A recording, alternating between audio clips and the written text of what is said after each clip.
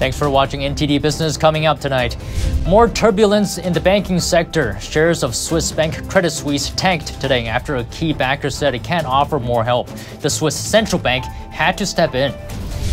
In the aftermath of Silicon Valley Bank's fall, there's debate over whether the bank should be bailed out or not. An investment strategist argues that we should let the bank collapse without any help.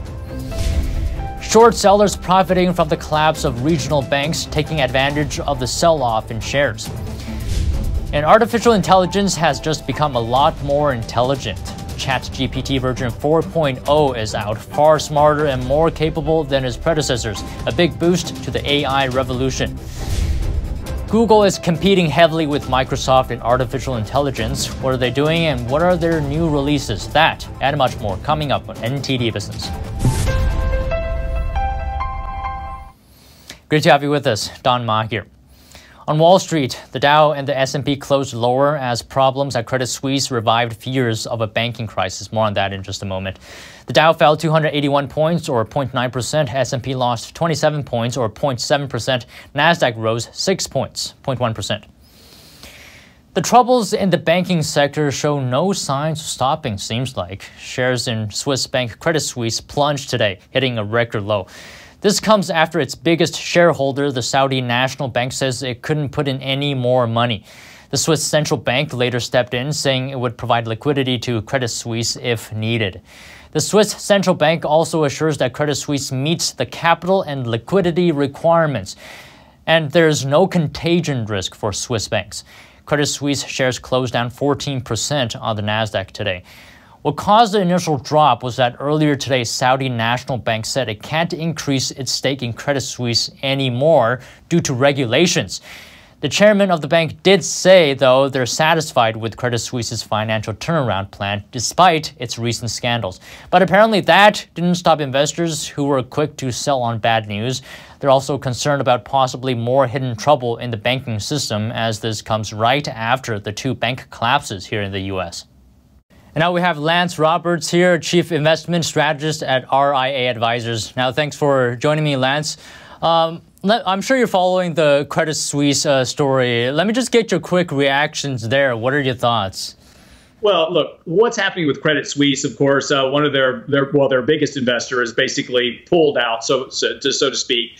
But Credit Suisse has had problems for quite some time. This is not a new thing for Credit Suisse. They've had trouble with different derivatives, et cetera. So, this is one of those banks that has been in trouble previously and has been kind of struggling along over the last several months, really. And this is just kind of the culmination of really a period of trouble for the bank. But, unfortunately, this comes on, right here at the same time that we're talking about Silicon Valley Bank and Republic National Bank, et cetera. And it's just all kind of falling into this umbrella of financial stress. Let me get you to weigh in. Do you feel like there should be a bailout here for Silicon Valley Bank? No.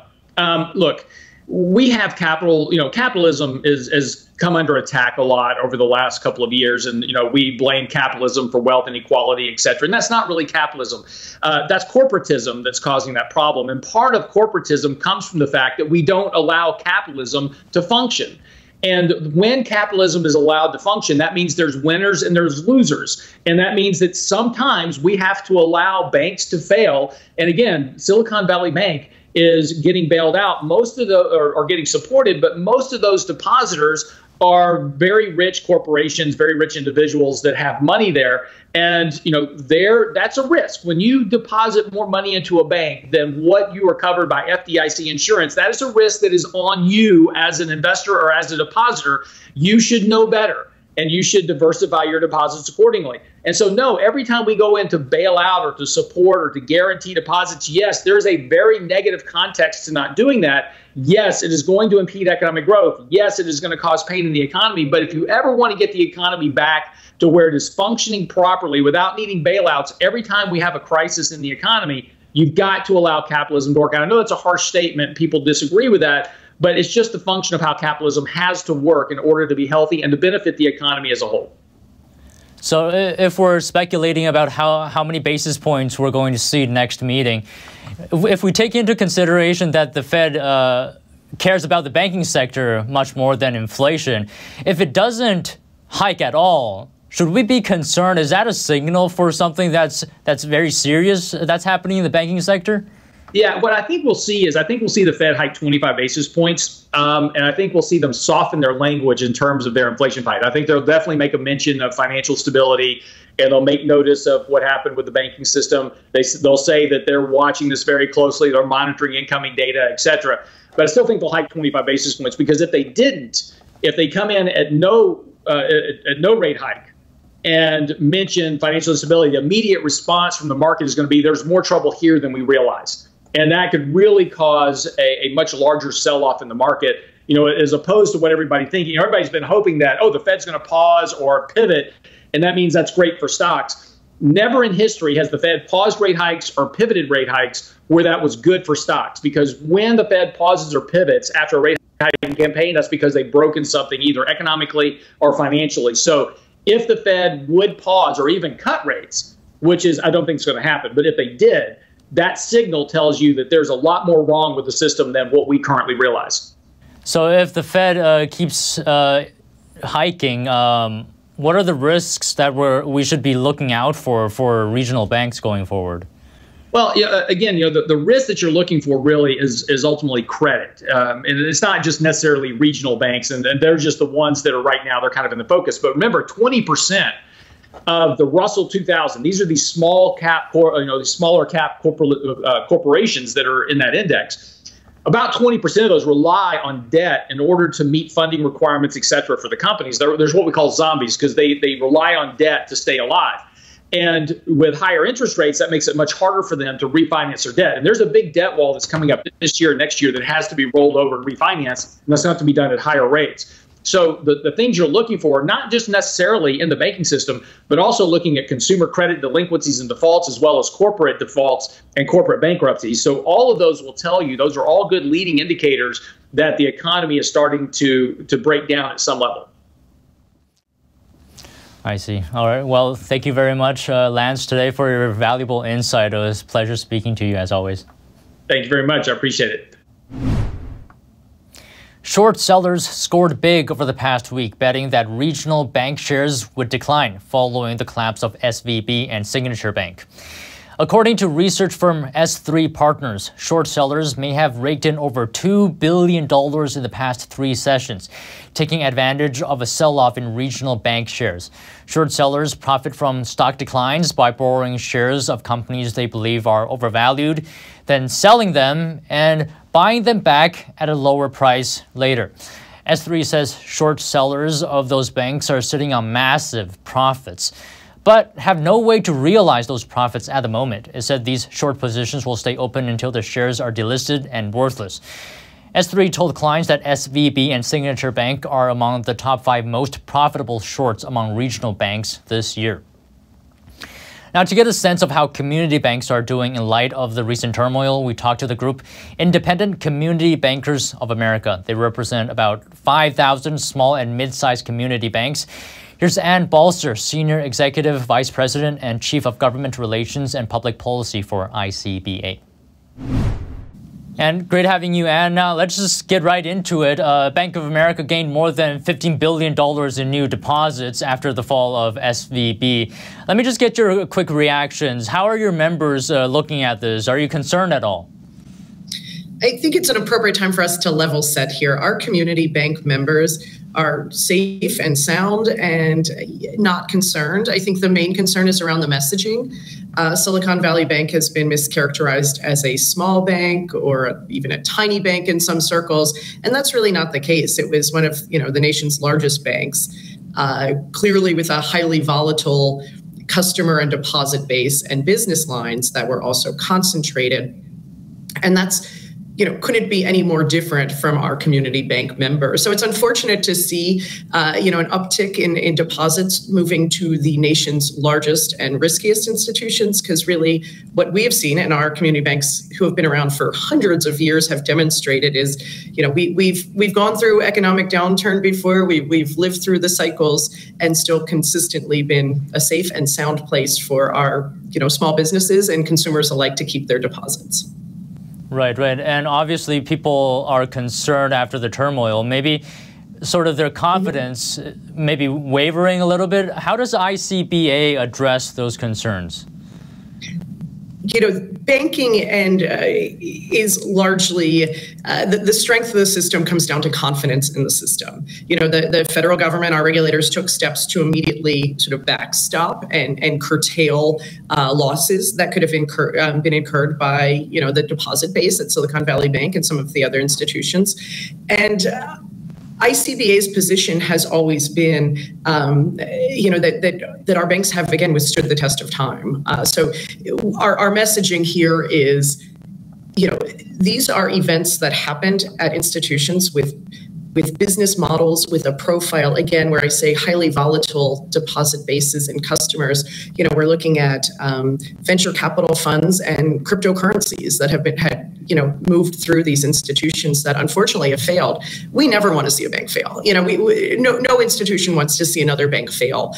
We want to take all the steps and precautions that we can to remind the public that, having a bank relationship, having a direct contact, direct face, a branch, a community bank relationship is what you need to provide some some assurance that that's the difference here. When you call one of your community banks or go into a branch, you're not reaching a 800 number offshore. You're talking directly to someone in your community. The same person you see on the sidelines of your children's soccer games or in the grocery store checkout.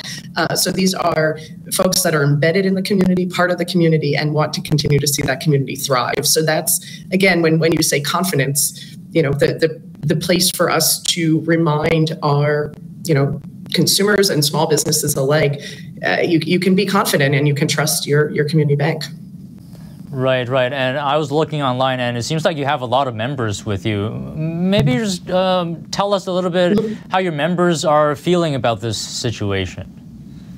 Our members are saying, it's another boring or another ordinary day on Main Street. One of the things you will continually see from community banks is during periods of economic stress, when our country looks to and needs the financial system the most, that's when our banks really rise to the occasion. The common theme that runs throughout all of them is they are mission driven. They exist and are not only sort of the backbone, but really the economic engine of the communities that they serve. All right, thank you very much, Ann Balser, ICBA. It was a pleasure having you on. It was great to be here. Thank you so much. And artificial intelligence just became a lot more intelligent. ChatGPT 4.0 has been released, has more capabilities, far more intelligent than its predecessor, GPT 3.5.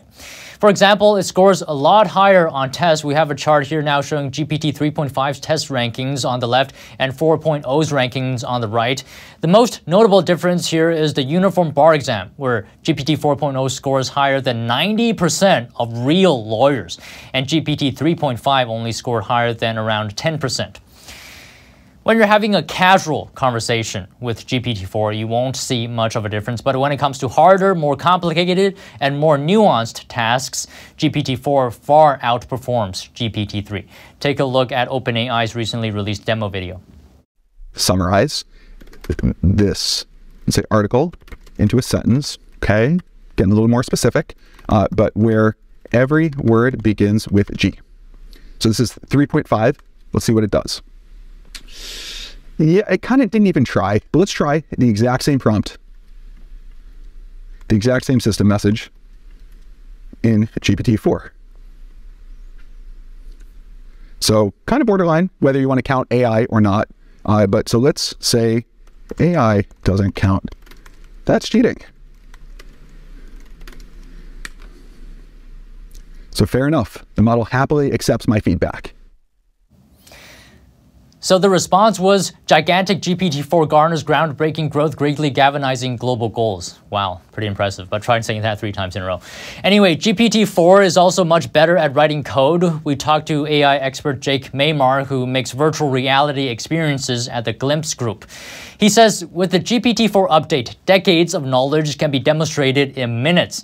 As an example, he talks about writing code for 3D objects in video games known as shaders. So I asked, basically ChatGPT 3.5 to make the shader. I haven't gotten a shader from it. I haven't gotten a commercial viable shaders from that. And I'm going to plug that into GPT-4 and I'm going to see what kind of shader it makes. Now, what I'm excited about is it seems like it would actually create a commercial shader. And normally it takes about maybe a week to do it. But the way I'm using it now is it takes about, 5 minutes or a minute.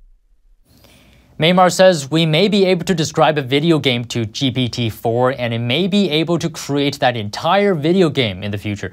This is revolutionary for the industry.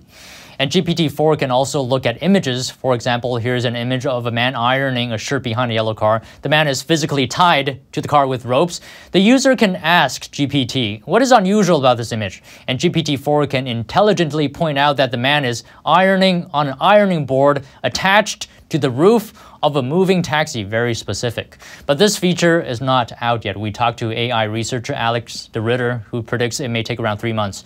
He says this is because GPT-4 still takes a long time to understand images, and the feature has to be refined. We also talked to Jed McCosco, the president of academicinfluence.com, a website that uses AI to rank schools. McCosco uses ChatGPT to teach his students at Wake Forest University. He says GPT-4 will also hallucinate less. I'll let him explain. When ChatGPT doesn't know the answer, meaning you've asked it something that is, when it answers it, it's not going to have the right information. Instead of saying, I'm not going to have the right information, it will make up information that is incorrect. And that is technically called hallucination. So when a computer program spits out an answer and you as the user thinks, oh, okay, I got the answer, but then you find out it's wrong. And those are just a few of the new features. For more information, you can head on over to openai.com. Currently, only ChatGPT Plus subscribers will have access to GPT-4. We'll keep you updated on new developments. And Google continues to compete closely with Microsoft in artificial intelligence. Now that Microsoft has implemented its AI chatbot into business platforms like Salesforce, Google is putting AI into Google Cloud and Google Workspace. NTD's Sean Marshall has more on the story. Google announced several tools to allow businesses to use generative AI in ways to discover and harmonize corporate data. The company released videos yesterday on how Google Workspace will incorporate AI to help compose emails, rewrite letters, and create marketing materials. I spoke with James Barlow, a premier tier consultant on Amazon Web Services, about his uses of AI in providing business solutions. Helping draft agreements, right? It can't be the letter of the law or the end-all be-all, but it can be a good starting point, for going to market, maybe different products we want to offer, and getting an idea of, hey, how should we define, this agreement? How should we define this go-to-market strategy? Google appears to be threatened by Microsoft's public release of OpenAI's chatbot search engine integration. They've jumped ahead of Microsoft's scheduled public announcements twice now.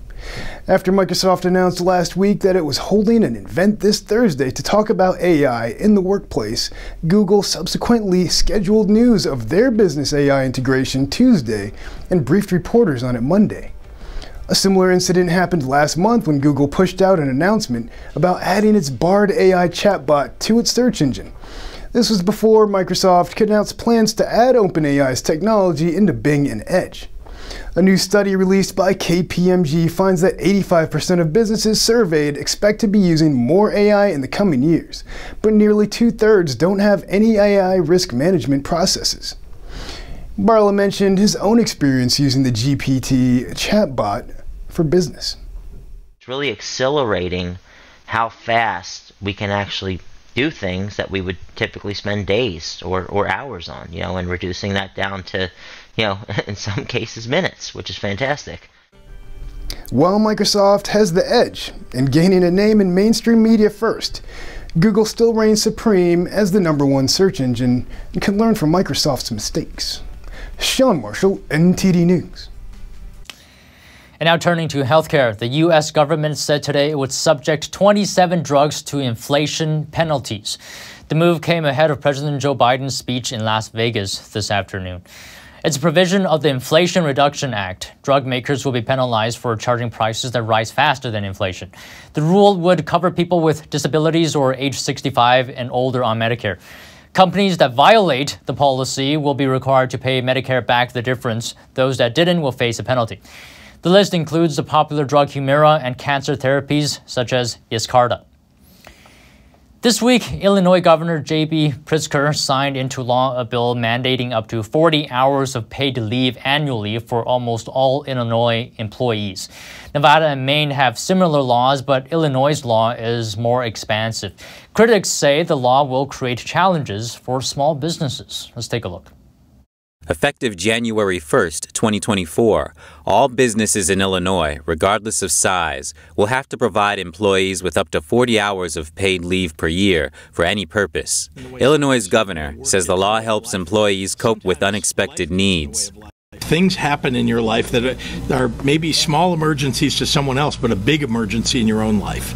And so this is just one way and one beginning to what needs to happen to guarantee the rights of workers. Maine and Nevada have similar laws, but only apply them to businesses with more than 10 and 50 employees. Chris Davis from the National Federation of Independent Business says the new law hurts 25% of Illinois' small businesses. What keeps small business owners up at night is not knowing who's going to show up for work in the morning. So they unfortunately are faced with the decision of whether to close their doors for a day or to restrict their hours of operation. But Governor Pritzker says the law will help employees be more productive, which benefits the businesses. Just like bigger businesses, small businesses want their workers to be more productive, to be able to deal with their stresses and emergencies at home so they can be better and more productive at work. Given small businesses limited resources, Davis says they should have more flexibility in dealing with employee time off instead of a one-size-fits-all law. Small business owners want to do right by their employees. They want to meet their employees' personal needs. Many of them just don't have the scale and the available income to provide this paid leave. But they're also best positioned to work with their employees one-on-one to meet their employees' needs and still keep their business operations moving forward on a daily basis. A few categories of employees are excluded from the law. Reporting by Angela Moy, NTD News, Chicago. T-Mobile is acquiring Mint Mobile as part of a cash and stock deal worth as much as $1.3 billion. The acquisition will give T-Mobile access to the budget wireless provider. Ultra Mobile and Wholesale Plum are included in the deal as well. The brands will be run as a separate business unit. T-Mobile said today that it's acquiring the brand's sales, marketing, digital, and service operations. T-Mobile CEO said the company plans to boost Mint's already successful business. The wireless carrier plans to use its supplier relationships and distribution scale to help grow the brands. T-Mobile became one of the country's largest carriers in 2020 after buying rival Sprint. The company's acquisition of Mint Mobile is expected to close later this year. Nike will stop using kangaroo leather for its shoes in 2023. The announcement came weeks after a similar step from German rival Puma. The highly controversial practice has drawn ire from consumers and animal rights activists. The Center for a Humane Economy calls the practice harmful. A growing generation of environmentally conscious shoppers has pressed for more sustainability from clothing companies. Several luxury brands have ditched the use of animal fur in their collections, including Gucci owner Kering S.A., Italy's Prada, and luxury parka maker Canada Goose. Nike will debut soccer cleats using a proprietary synthetic material instead. H&M has launched a resale program in collaboration with ThredUp. That's an online platform that has partnered with multiple brands to run their used clothing sales. Roughly 30,000 articles of clothing will initially be available on H&M's resale site. ThredUp is responsible for powering the site and restocking with H&M pieces sent in by users. H&M will be the largest retailer to work with ThredUp. And that's all today from the NTD Business team and myself, Don Amani. You can follow me on Twitter if you're there.